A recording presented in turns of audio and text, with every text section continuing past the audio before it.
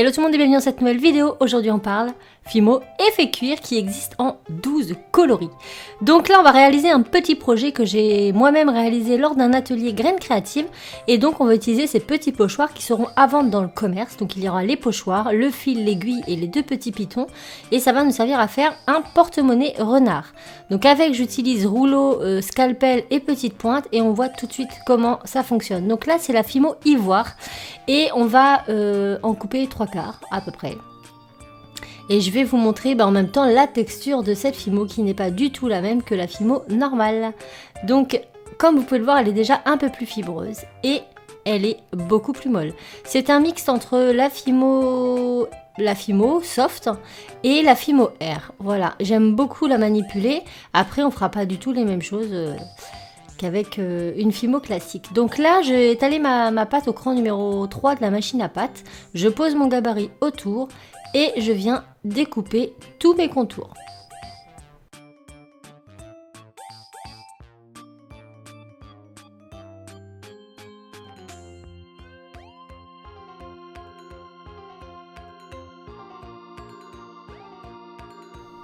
Lorsque les contours sont découpés, on vient découper les petits ronds juste ici et on fait tous les petits trous autour. On ne touche pas au nez et la petite ligne qui se trouve là, ça sera pour les moustaches et le nez un peu plus tard. Une fois que c'est fait, on retire le gabarit et on met notre pièce de côté. Maintenant, on va s'attaquer à la couleur rouille pour faire l'autre partie du porte-monnaie.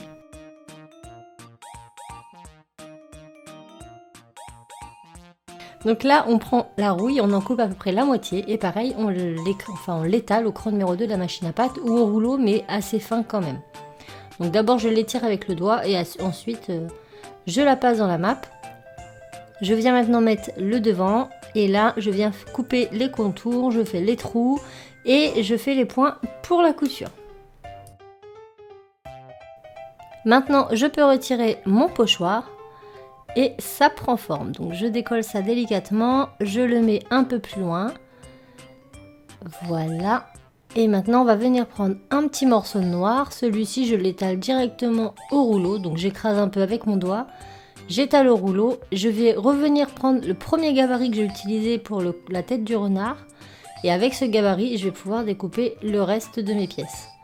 Donc je le place comme ceci, et là je vais uniquement faire le nez. Pas les moustaches parce que je trouve ça beaucoup trop long à faire, c'est pas évident de couper dans la pâte fraîche les petites pièces. Donc je me contente de faire le petit museau qui n'a d'ailleurs plus du tout une forme de museau une fois pris, donc je le pose et puis je redonne forme avec la lame. Il ne me restera plus qu'à le poser à son endroit initial.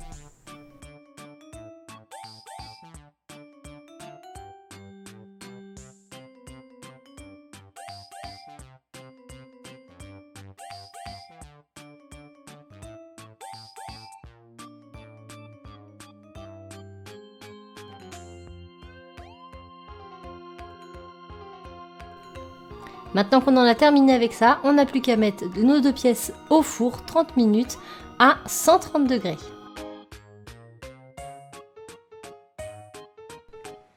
Donc je vous reprends. Comme vous pouvez le voir, je ne suis plus en voix off, puisqu'après ma cuisson, il m'est arrivé une petite mésaventure. J'ai hésité à vous la montrer, mais en regardant de près, je me suis dit que ça pourrait être intéressant. Donc, le souci qui s'est posé, c'est que mon four était un peu trop élevé. Je n'avais pas du tout vu que j'avais changé mon thermostat. Et ce qui devait arriver arriva, puisque ça a brûlé. Déjà, on va parler de sa souplesse, voilà. Donc en plaque numéro 3, c'est hyper souple. Vous voyez donc je peux la découper, je peux en faire ce que je veux, donc c'est plutôt sympa. Par contre, elle a cloqué. Alors elle a cloqué, mais bizarrement, elle n'a pas bruni. Ici sur l'oreille, vous pouvez remarquer, alors je ne sais pas si vous verrez bien, on va mieux le voir sur cette couleur là. Est-ce que vous voyez la différence de brillance entre ici et ici? Là ça a presque fondu, alors la couleur n'a pas changé, ça n'a pas bruni, par contre c'est devenu très laqué. Est-ce que vous voyez? Donc l'arrière, ce qui était en dessous n'a pas bougé, par contre le dessus, il a complètement cloqué. Donc voilà, donc là je peux vraiment le plier et le plier ça ne craque absolument pas. Donc moi, le problème que j'avais rencontré dans ma dernière vidéo, celle que j'ai fait la pochette que j'ai fait à l'événement Graines Créatives, c'est que au niveau des petits pitons que je vais installer tout de suite, quand je les enclenchais dans cette partie-ci, en fait ici ça avait tendance à craquer un petit peu. Là je l'ai fait un peu plus fin mais pas beaucoup plus, donc au cran numéro 3 de la machine à pâte, et je trouve que l'épaisseur est vraiment parfaite. Donc ce que je vais faire, c'est que je vais le monter à l'envers de façon à ne pas avoir ces cloques, même si, ouais, bah si c'est aussi joli. Bon, on voit bien la pliure malheureusement que je viens de faire, mais bon, on va dire que c'est un tuto test, hein, voilà. Donc on a des petites vis comme ça avec des... Si j'arrive à l'ouvrir. Hop, alors ces petites vis, on va les placer ici. Donc on la met comme ceci et on vient mettre ça par dessus. Donc il me semble de mémoire que dans le petit kit avec le pochoir, il y a ces petites vis là et il y a aussi l'aiguille et le fil pour pouvoir réaliser vos propres pochettes.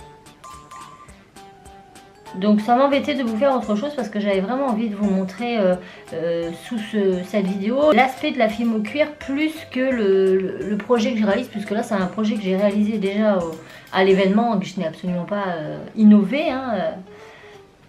Donc voilà. Ensuite on va venir, alors vous voyez par contre mon petit nez, et ben je ne vais pas le voir, le retrouver, hein, c'est pas grave, il sera dedans. Donc une fois que c'est fait, on vient coudre ces deux parties là ensemble. Donc moi bien sûr, normalement ça c'est l'extérieur, mais comme il a brûlé, je vais faire l'inverse, histoire de, une fois fermé, garder quelque chose d'à peu près potable, hein, si je peux dire. Et donc on va venir coudre ça. Donc c'est très simple, hein, vous faites les deux parties entre elles, de toute façon. Hop. Alors je ne sais pas s'il y a une autre façon pour cacher le nœud. Sûrement, mais là je vais pas trop m'embêter, puisque de toute façon si vous voyez un peu l'état, vous aurez compris que ce n'est pas très important. Hop, donc je fais mon petit nœud et ensuite je viens coudre tout le long. Voilà, donc la Fimo cuir, vous pouvez facilement, elle est très difficile à couper lorsqu'elle est crue, parce que alors pour les petits ronds comme ça va, mais c'est vrai que pour certains endroits elle a tendance, c'est plein de petites fibres, donc ça ne se coupe pas aussi nettement que de la Fimo normale. Par contre vous pouvez très facilement la couper après cuisson, et ça peut être intéressant pour réaliser plein de choses comme des pompons par exemple. Je pense que je vais en faire un tout de suite. Ça va être une vidéo très spéciale, hein. Je dois bien avouer que j'ai pas l'habitude de travailler sous ce genre de format. Je vais venir reprendre mon noir, hop, je vais venir couper ouais, je pense que je vais en faire plusieurs. Un petit morceau comme ça. Je vais venir l'étaler et ensuite je vais le passer à la machine à pâte au cran numéro 1, et cette plaque telle qu'elle est, je vais la passer au four. Bon, finalement je lâche l'affaire puisque mon fil a cassé. Voilà, c'est la totale. Il voulait dire ne me finis pas, c'est pas la peine. Donc je vais juste vous montrer.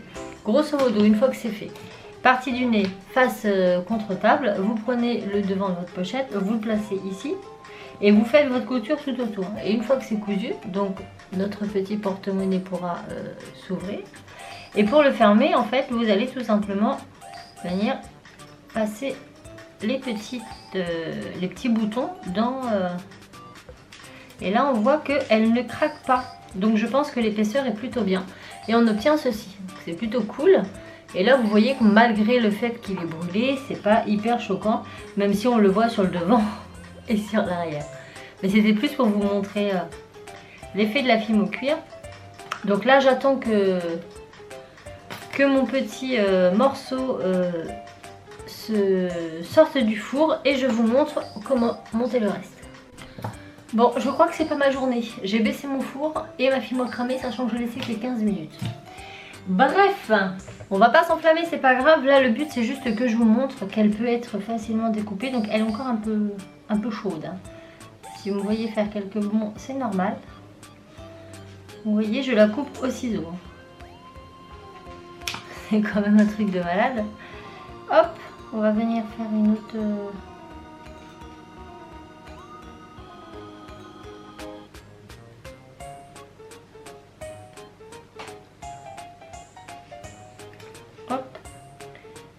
découper ça pour après.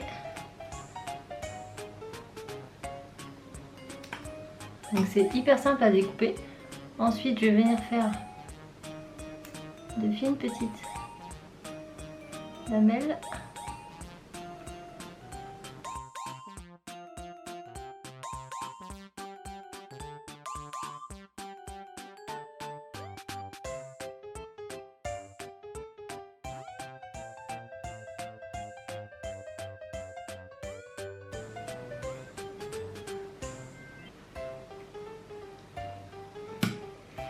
Hop.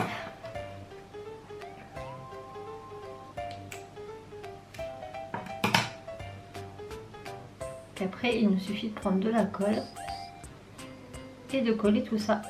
Est-ce que c'est ce que l'on va faire?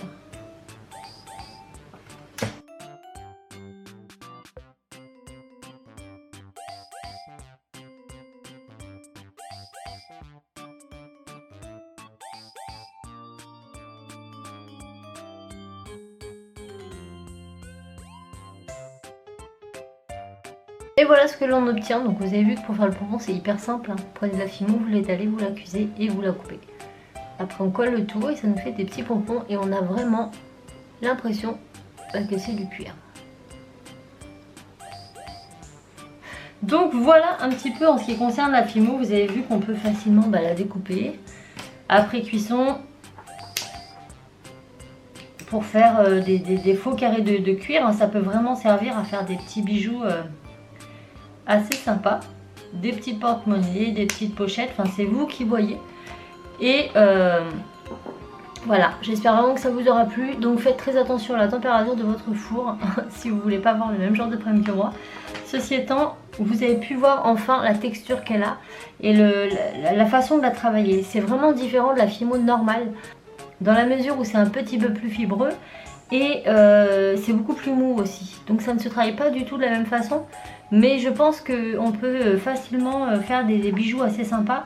Donc là je vous ai montré le pompon puisque là c'était plus pour vous montrer un petit peu comment utiliser le gabarit. Mais voilà, si vous souhaitez d'autres tutos pour réaliser des petits bijoux assez sympas avec cette fimo cuir, eh bien n'hésitez pas à me mettre ça en commentaire, je me ferai un plaisir de les faire. Sur ce, eh bien, malgré mon flop, j'espère quand même que ça ne vous ait pas dérangé, que j'ai gardé ce morceau cramé. J'aurais pu très bien mettre la vidéo à la poubelle et la recommencer. Mais je trouvais que c'était quand même intéressant de vous montrer un petit peu la réaction de la pâte quand ça va pas comme on veut. Voilà, ça fait aussi partie des tests. Voilà, donc si ça vous a plu, n'hésitez pas à liker, à commenter, à vous abonner. Moi, je vous envoie plein de bisous et je vous dis à très vite dans une autre vidéo. Ciao!